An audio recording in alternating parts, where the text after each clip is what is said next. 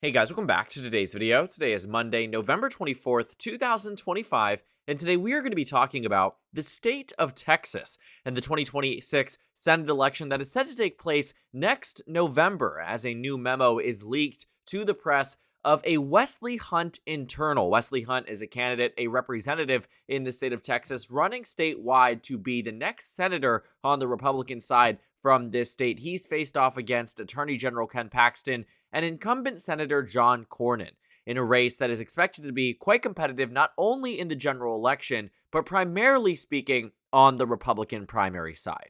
And we've been waiting for some really interesting pieces of information out of the state. Texas in particular has been a unique point of interest for us because Democrats have the opportunity to nominate a very strong candidate here, James Tallarico on the Democratic side, but on the Republican side, the bigger consideration for what might be in the inevitable general election is the nature of these Republican candidates. And Ken Paxton, who leads the bunch, as someone who is probably, quite unremarkably electable in this state. Now, looking at what we've seen so far, what we know is that the data tells us on a fundraising perspective, John Cornyn has the advantage. He is the incumbent senator. He has served here for 5 terms. He has done a long time, being from this state and knowing the ins and outs of it. But it doesn't necessarily make him popular. John Cornyn has often found himself in opposition to Donald Trump in years past. He's never really been a Make America Great Again, type of candidate. And when it comes down to what he has seen on his level, it has been consistent disappointment from members of the Republican base who wish that he was more extreme, more MAGA, more, whatever it might be, and he simply has not fulfilled that. And so now that there's an opportunity to actually elect somebody new, 2 candidates have come into the fray, Wesley Hunt and Ken Paxton. Now, Ken Paxton leads in data, but what we find is that John Cornyn is starting to register at roughly 3rd place. And the headline here isn't really that Wesley Hunt is gaining in terms of some level of support across the state. It's more so that John Cornyn is largely doomed in this primary unless something dramatically changes between now and the day of the primary. Now, the reason why this matters is because John Cornyn in particular is probably the last Republican that Democrats want to run against. One reason in particular that I've already mentioned is that he's raised a lot of money, raised nearly $10 million in a primary that takes place in half a year. He in his own right would be able to bring in a lot of money across Texas and utilize it correctly and effectively to win an election. And in terms of track record for this guy, you have to look back at 2020 when he won his race by 9.6%. It doesn't seem all that impressive given that Donald Trump won this state in 2024 by roughly 14 points. But back in 2020, Texas only voted for Donald Trump by roughly 5 points. It was a dramatically big difference between that of the presidential margin and that of the Senate margin. And looking back at years, you'll find that John Cornyn won by 27 points in 2014. He has an extensive track record and one that is extremely impressive. In 2008, he outran the top of the ticket, being John McCain, and won across the state by roughly 12 points. And when you take a look at 2002 as well, in a year where, we saw there might have been some tightening in many of these predominantly Republican states. South Carolina was 10 points. Tennessee was less than 10 points. A lot of these states, Texas found itself voting less for the Republican Party then, but still, John Cornyn was able to win. And it was a very unconventional time in American politics, but the point is that John Cornyn is a consistent overperformer. Whether the 2 presidential elections in recent memory that he ran alongside, or the most recent one in 2024, where you'll find that if you were to take that exact overperformance and translate it to 2024, he would have won Texas by over 15 points in a day and age when Ted Cruz won it by just 8.5. And so he really is the Republican Party's prime candidate to run on the Republican side. On the flip side, you have Wesley Hunt and Ken Paxton, neither of which have really been tested. Ken Paxton, since his scandals and all of the things that have come about him, but also Wesley Hunt has never run statewide either. Both of these candidates would probably stand to be the ones that Democrats would most like to run against. Ken Paxton more than Wesley Hunt, but based on the data that we're seeing, the real problem for Democrats is if John Cornyn makes it to the general election. But like we've seen in years past, the Republican electorate has not found itself choosing the most electable candidates in many of these statewide official positions, right? In Arizona, they nominated Carrie Lake 2 years after she lost the governor's election, and she lost the Senate race too. They nominated Sam Brown in Nevada against Jackie Rosen in a year where Donald Trump won Nevada by about 3.5 points. They nominated Sam Brown, who ran in 2022, not a strong candidate either, lost by about 1.5 points. And when you take a look at 2022, it's even more glaring. Dr. Oz in Pennsylvania, Herschel Walker in Georgia, Blake Masters in Arizona, Adam Laxalt in Nevada, Don Bolduc in New Hampshire. The list goes on and on and on. And it does in a way that shows that the Republican primary electorate does not often choose the best candidate for them in the general election. And so that's sort of what has been happening here when it comes down to, what this leaked memo actually tells us. It shows that John Cornyn, for the first time since they've been fielding this poll, the numbers for Cornyn ring in at third place statewide, right? You have 14% of the electorate that's undecided, 25% that's with the incumbent, 26% that's with Wesley Hunt, and 36% that is with Ken Paxton. Now, an important thing to note in these Texas primaries is that they head to runoff elections if nobody can clear 50%. And so what we have seen here is that then these surveys decide to do a head-to-head. How does Wesley Hunt face off against John Cornyn? How does Ken Paxton face off against John Cornyn? And what we find, and what they find, is that Cornyn is non-competitive. It says here, $40 million has been spent on his behalf. That $10 million that John Cornyn has is just his campaign committee alone.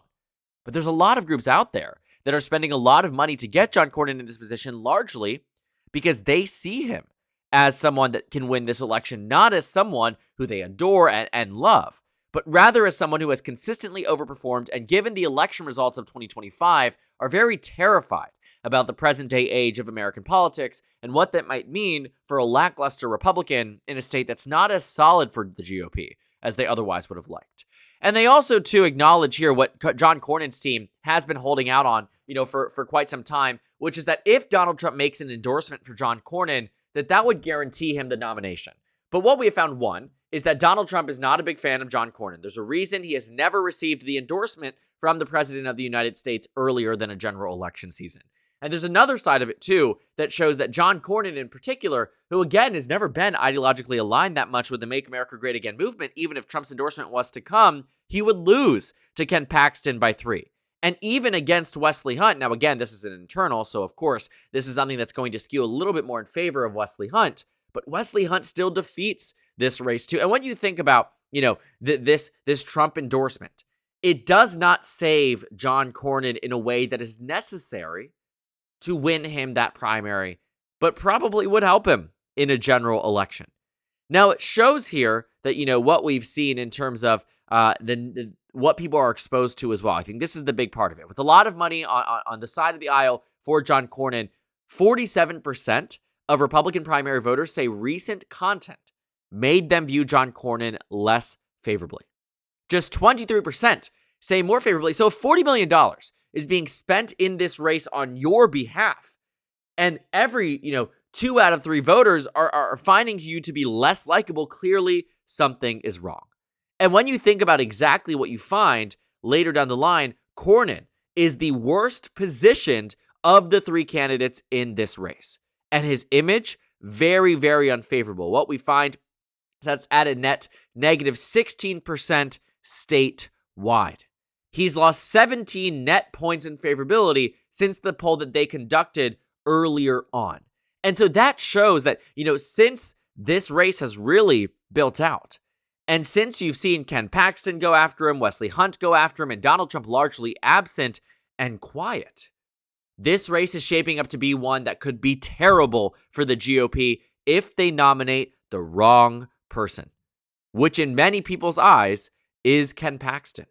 Because Ken Paxton and his track record is not super strong. I think that a lot of people say, okay, well, it's a red state. How much could it actually swing? But I want to remind you of what a lackluster Republican in 2018 looked like against Beto O'Rourke. Now, 2018 was a different day and age than 2026. However, you have to keep in mind that when it comes down to where we are right now in the state of Texas, the 2018 national environment is looking damn near what that 2025 national environment looked like. And if Texas was to vote that way, this race is absolutely barreling towards a tremendously close one. And here's the bad news for Republicans as they see John Cornyn's numbers really dissipate. Ted Cruz didn't really face a competitive primary. He got 85% of the vote. Nobody cared about this race. He was in a really strong position, and, the Republican primary came and went, and Ted Cruz easily won it.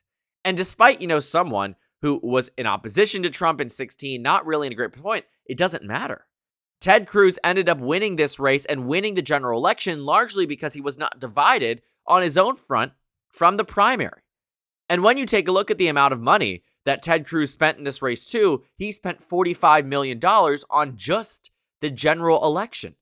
These Republicans have to spend the millions that they have on a hyper-competitive primary that will inevitably run into a runoff election, barring John Cornyn himself dropping out of the race.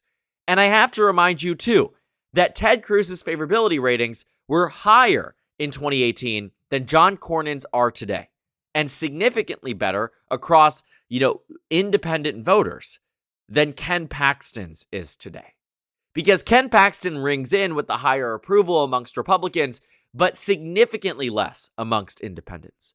There's a reason that John Cornyn can outperform presidential candidates because voters respect him and like him oftentimes enough that they are willing to split their vote. Looking at this, John Cornyn got 5.9 million votes in 2020 in the state of Texas. Donald Trump got 5.8. And given that across the state, when you look at the total number of voters in the Senate election versus the presidential, you're finding that, on the GOP side, John Cornyn was really honing in a lot more support. And Joe Biden was getting a lot of crossover support from many of the voters that were backing John Cornyn in the Senate election. Think about that for a moment. There were John Cornyn, Joe Biden voters because John Cornyn was appealing enough in a way that Donald Trump was not. So you can see that as Texas found itself reversing in favor of the GOP, why Republicans want that overperformer. They know that the only way to mitigate in 2026 these massive losses they are expecting to see is by nominating candidates who historically have been able to mitigate said losses. While a 2020 victory with, a 10-point margin is not all that impressive in broad context of Texas, it was for the individual moment that was the COVID-19 pandemic, the resurgence of the Black Lives Matter movement, massive reversion away from Donald Trump by every demographic group, a repudiation of an administration where its economy was collapsing, all of these different things. And even then, John Cornyn was able to win by 10 points. So yes, he is the most electable Republican, yet the least electable in the primary. And a story that is as old as Donald Trump's involvement in American politics, even the Tea Party movement had found itself doing it too, where you have nominated lackluster candidates and put forth some of the weakest for general elections, that in some cases are so weak they give Democrats victories they otherwise might not be able to get. And in 2026, that could very well happen. We've known for a while that the only way that Texas goes blue in 26 is with a perfect storm, with the right Democratic candidate being James Tallarico and the right Republican candidate likely being Ken Paxton or potentially Wesley Hunt. But John Cornyn would be much more of an electoral juggernaut to beat.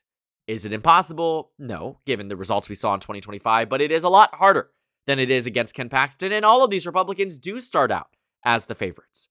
And so while I don't think it's going to be as immediately clear to us in the next months who is going to be dominating this GOP primary, what we will start to see emerge is a third-place candidate, is someone who cannot ring in over a third of the vote share across a three-way primary in the state of Texas, and so far, those trend lines have been quite bad for John Cornyn, which puts Republicans in a really terrible position. Because I don't have much confidence in Wesley Hunt or Ken Paxton to easily win this general election. Because even if they do win it, it will require millions upon millions of dollars in the diversion of resources, whatever it might be, in this state in order to make it happen. And even then, it may not. 2026 will be an interesting time. As it has been on both sides of the aisle, this GOP primary is shaping up to be one that could potentially doom the Republicans in 2026. And on their side, should they lose this election in the general in November in 2026, the Democrats finally have their blue Texas moment that they can meet in 2026. The autopsy will go back not just to the general, but to months before it, in a primary that has emerged with 2 weak candidates leading the pack and an incumbent with decades of experience in Washington, D.C. and a record of overperformances finds himself in a distant third place. There is time to change it, but it may not come. And John Cornyn, who has served in this office for over 20 years, may find himself bowing out of the race before a single vote is cast. If these numbers start to look any more terrible than they already do, John Cornyn right now is not in a great position, which means neither is the Texas Republican Party. So thank you guys so much for watching this video. Make sure to comment down suggestions below. Subscribe on the left if you haven't already, and check out the Instagram and Twitter. At the bottom left of the screen, there's also a Discord server if you go ahead and join. On the screen, there's a video for you to watch, then a playlist for my 2026 Senate election analysis videos. Again, thank you guys so much for watching, and I will see you all later today.